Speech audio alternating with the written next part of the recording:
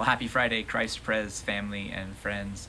My name is Robert Riccio. I am pastor of Christ Presbyterian Church, and this is a weekly video update just to check in and let you know what's going on in the life of the church in the upcoming days. In terms of staying connected through digital hangouts, our kids are meeting this Saturday, tomorrow, and at least for the time being, this will be the last Saturday afternoon hangout for our kids. We will be thinking through and assessing ways of ministering to our kids and your families this summer as we get a feel for what this summer will be like with our world so rapidly changing every day. The ladies are scheduled to meet on Monday at 6:45 on Zoom. It's still in their Colossians Bible study. And on Tuesday, we are having our second study on C.S. Lewis's The Weight of Glory. And we're looking at the second essay in that book entitled Learning in Wartime. It's such a great essay. And when you substitute the word wartime with coronavirus, like, boy, is it relevant for us.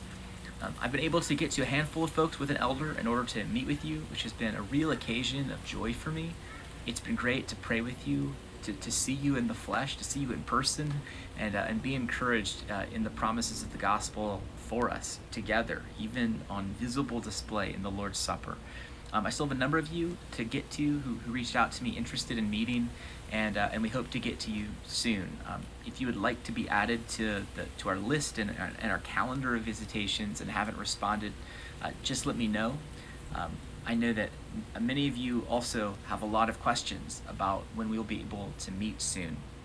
And we're out of the school officially until June 19th, and I'm sure we will be giving more information in the coming weeks, even prior to the 19th.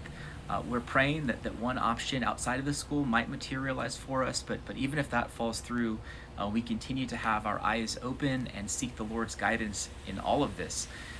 We don't feel, as a church, kind of trying to figure out the future, we don't feel too different than other business owners and leaders making hard decisions, even some of you who are also faced with these questions.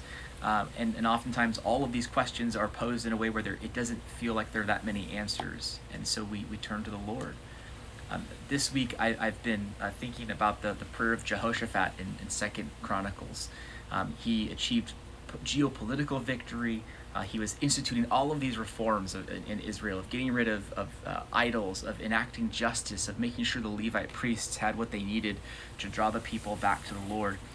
And then all of a sudden, all of these old enemies of Israel form a massive alliance and come up against Judah. And Jehoshaphat stands before his people and he cries out to God, recounting the promise-keeping history of the Lord, beginning with the promises made to Abraham, like going back to the beginning of the story, and he retells the story. And he says, we are powerless against this great enemy alliance that is breathing down our necks. And he says, we do not know what to do, but our eyes are on you. And like all of the great wars in Israel's history, the story goes that they really won't lift a finger. God will do it for them. And that's the story of the gospel too. Confronted with far greater enemies than Jehoshaphat, enemies of our sin and death, and Jesus went into the storm for us. He went to battle for us at the cross, and right now we live out of that gracious story. That prayer of Jehoshaphat has been my prayer for CPC. It's been a prayer for me personally, not knowing what the future looks like, not knowing where we will meet in the coming weeks. That's probably a prayer that a lot of you need right now, and it's a beautiful, essential prayer, isn't it?